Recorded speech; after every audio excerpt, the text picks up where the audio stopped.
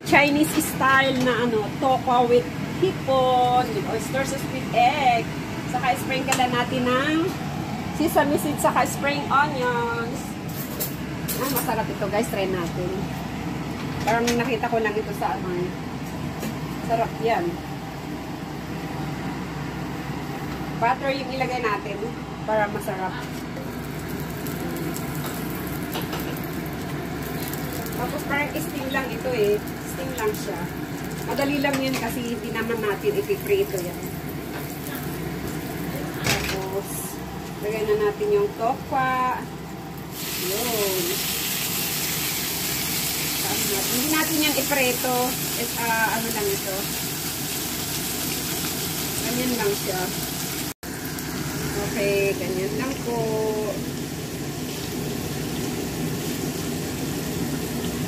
Meron akong natirang hipon, so halo-halo lang yan. Hipon with tokwa at saka egg. Tingnan natin yung resulta mamaya. Ngayon lang naman ako nagluto nito eh. Try lang natin. With tokwa at saka ano, hipon. Okay. Medyo i-fry muna natin yung hipon. Padilawin muna natin yung hipon. Tapos may gravy naman ako. Tinalo ko yung oyster sauce, toyo, at saka konting sugar, at saka paminta.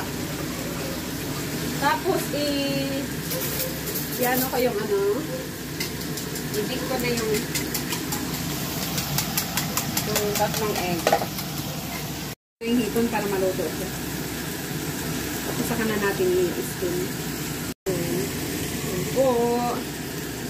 Style po natin. Kanya-kanyang recipe para ano, basta maluto. Masarap yan. Mga ala Chinese style ba? Wow. Kaya natin gamitin. Mukhang masarap naman yun. Try lang natin. Okay, baliktarin ko din ito para medyo siya brown.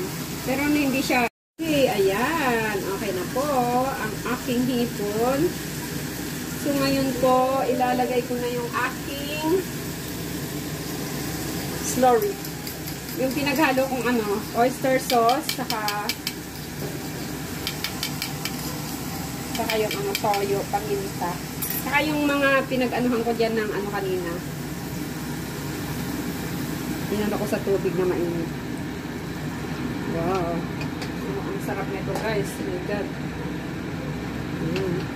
Ganyan lang po. Tapos saka natin takpan. Ayun, pag-halo-haloin na lang natin itong lahat. Tingnan natin yung resulta mamaya. Wow, ang sarap nito guys.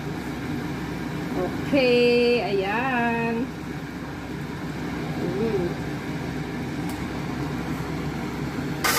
Lagyan natin ng eto, sesame seed.